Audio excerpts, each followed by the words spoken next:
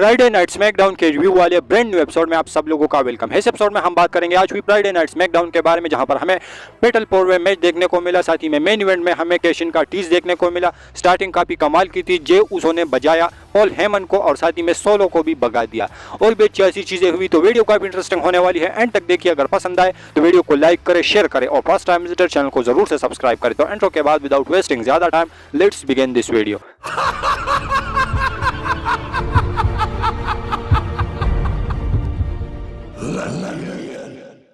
तो आज की जो वीडियो है वो थोड़ी नहीं बल्कि बहुत ज़्यादा लेट है, लेकिन उसके लिए सॉरी। फिर भी मैं आप लोगों को जो रिव्यू है वो दे रहा हूं, तो एंड तक बने रहिए इस वीडियो के साथ। तो सबसे पहले जो शो की स्टार्टिंग है वो हमें देखने को मिलती है बियांका ब्लेयर के साथ। वो रिंग के अंदर आती है और कहती है कि किस तरीके से इस चैंपियनशिप मैच के लिए मैंने बहुत ज़्यादा वेट किया और अब आज मुझे मौका मिला, जहां पर मेन इवेंट के अंदर मैं आस्का को पेश करूंगी। और ना सिर्फ पेश करूंगी बल्कि मैं बनूंगी नई WWE वुमेन चैंपियन और मैं आस्का को बीट करने वाली हूँ मेन इवेंट के अंदर। जिसके बाद वहाँ पर शॉर्लेट प्लेयर आती है। वो कहती है कि मैं आपको मैच जीतने के लिए जो है मैं विश करती हूँ। और उसके बाद जो है वो कहती है कि अगर तू जीती तो मेरे निशाने पर तू होगी और मैं तुझे पेश करूंगी उस टाइटल के लिए, क्योंकि मैं ही उस टाइटल की जो सही हकदार हूँ। उसके बाद वो जिस तरीके से रिक प्लेयर वो करते हैं उस तरीके से वो करती है बियांका ब्लेयर के सामने और हैंड शेक करके और रिंग को छोड़ कर चली जाती है। तो स्टार्टिंग का जो सेगमेंट था वो काफ़ी कमाल का था। दोनों के बीच में जो बातें हुई यानी प्रोमो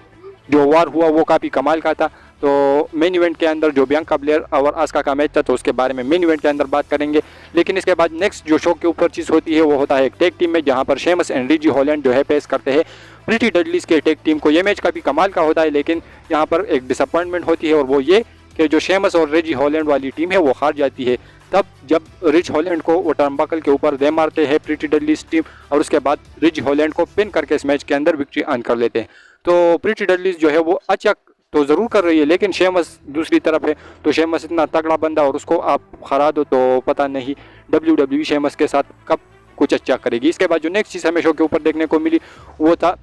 वुमेन्स का एक सिंगल में, जहां पर बेली ने पेश किया जेलिना वेगा को। ये मैच भी काफ़ी कमाल का था और एंड में जो बेली है उन्होंने अपने फिनिशर के साथ इस मैच के अंदर विक्ट्री अर्न किया और जेलिना वेगा को हरा दिया। इसके बाद जो नेक्स्ट चीज़ हमें शो के ऊपर देखने को मिली वो था शॉर्टजी का एक न्यू लुक, जहां पर वीडियो के थ्रू हमें दिखाया गया, जहां पर शॉर्टजी का जो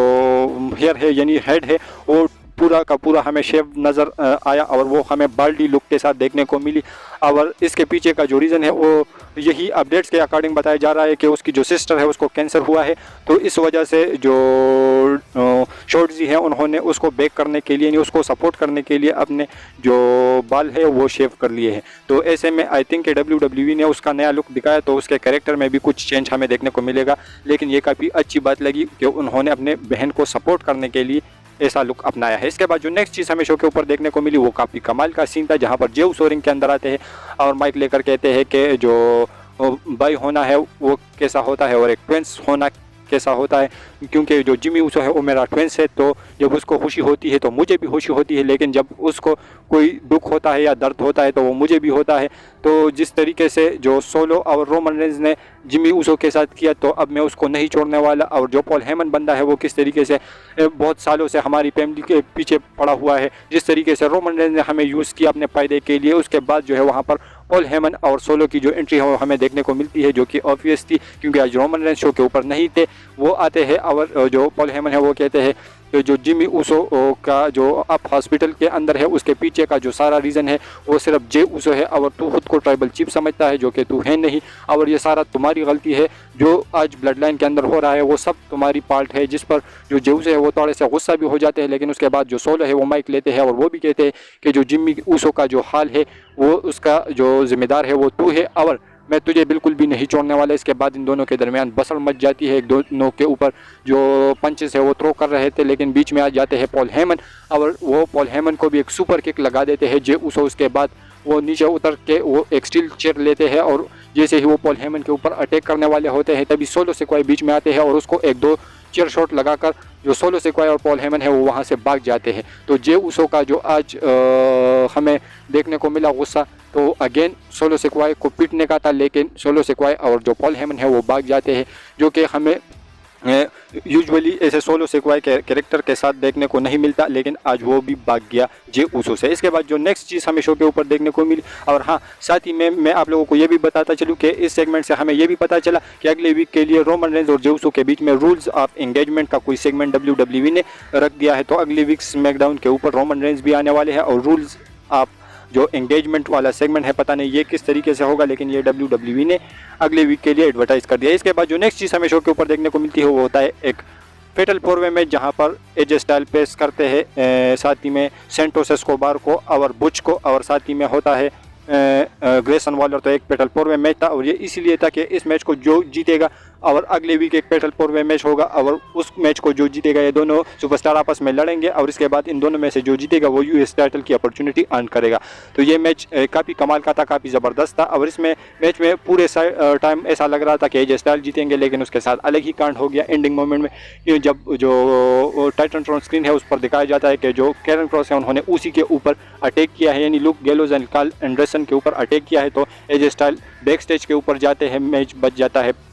तीनों सुपरस्टार के दरमियान, जहां पर ग्रेसन वॉलर, सेंटोस एस्कोबार और बुच बच जाते हैं, लेकिन एंड में जो फायदा है वो सेंटोस एस्कोबार को मिलता है, और वो इस मैच के अंदर विक्ट्री अर्न कर लेते हैं। तो पता नहीं WWE जिस तरीके से ग्रेसन वॉलर को बुक करती है, जिस तरीके से एजे स्टाइल को बुक करती है, तो इन दोनों में से किसी को नहीं जिताया, और जो सेंटोस एस्कोबार है उसको जिता दिया। तो पता नहीं अगले वीक एक और फेटल 4-वे मैच होगा, और उसके अंदर जो जीतेगा तो वो जाकर ये सेंटोस एस्कोबार से मैच लड़ेगा, और उसके बाद वो यूएस टाइटल अपॉर्चुनिटी अर्न करेगा। तो इसके बाद जो नेक्स्ट चीज़ हमें शो के ऊपर देखने को मिली वो था वो हमें एक वीडियो के थ्रू 3 सुपरस्टार दिखाए जाते हैं कि अगले वीक इसका फेटल 4-वे मैच होगा, जहां पर शेमस होंगे, रे मिस्टीरियो होंगे, एले नाइट होंगे, और साथ ही में जो और एक और चौथा सुपरस्टार है जिसका मैं नाम भूल गया, अगर मेरे को साथ ही में याद आ गया तो मैं आप लोगों को बताता चलूँगा। लेकिन इन तीनों सुपरस्टार की जो प्रोमो है वो हमें बैक स्टेज से दिखाई जाती है, और एले नाइट रिंग के अंदर आकर प्रोमो कट करते हैं। वो कहते हैं कि किस तरीके से मैं फेमस हूँ, यूजुअली जिस तरीके से जो फैंस है वो मेरे साथ एक फ़ोटो क्लिक करने के लिए मरते हैं, और सारी जो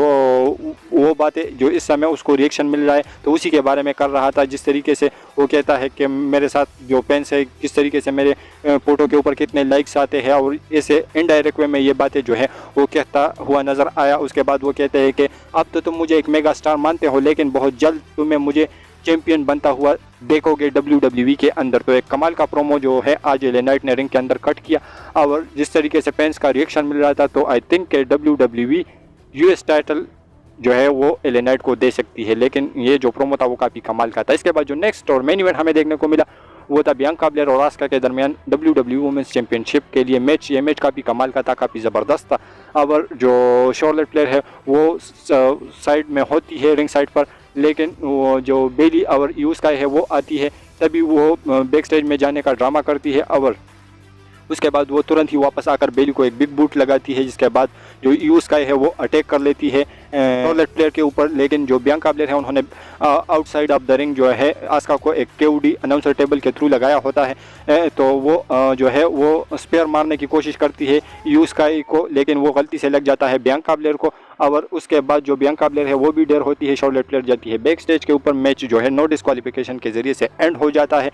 बेली जो है उसके हाथ में ब्रीफ केस होता है, वो साइड में खड़ी होती है, यूज़ की जाती है अपनी फिनिशर के लिए, और वो कैश इन करने वाले होते हैं, लेकिन तभी जो है वो आस्का रिंग के अंदर पड़ी होती है, वो खड़ी हो जाती है, और वो मिस्ट जो है वो फेंक देती है बेली के मुंह के ऊपर, और उसके बाद जो है वो वहाँ से टाइटल लेके भाग जाती है। तो ये मेन इवेंट के अंदर जो बसड़ मच गया था वो काफ़ी कमाल का था, सारे सुपरस्टार्स इन्वॉल्व थे, और जिस तरीके से शॉर्लेट ने बियांका की अपॉर्चुनिटी को ख़राब कर दिया, जिस तरीके से उन्होंने स्पेयर लगा दिया बियांका ब्लेयर को, तो आई थिंक WWE एक ट्रिपल थ्रेट मैच की तरफ बढ़ रही है। तो आज का जो ओवरऑल स्मैकडाउन का एडिशन था वो काफ़ी ओके सा था, ठीक ठाक था, लेकिन रोमन रेंस शो के ऊपर नहीं थे, तो वो चीज़ काफ़ी डिसअपॉइंटिंग लगी। लेकिन अगले वीक रोमन रेंस और जे उसो रूल्स ऑफ एंगेजमेंट वाले सेगमेंट के साथ आने वाले हैं, तो वहाँ के लिए काफ़ी ज़्यादा एक्साइटमेंट अभी से हो रही है कि किस तरीके से दोनों जो है प्रोमो बैटल करेंगे और किस तरीके से सेगमेंट होने वाला है। लेकिन ओवरऑल आज का जो स्मैकडाउन का एडिशन था वो ओके था, और आप लोग इसे कितना रेट करोगे अपनी रेटिंग नीचे कमेंट सेक्शन में ज़रूर मेंशन कीजिए। और हमारी जो आज की वीडियो थी यहीं तक की थी,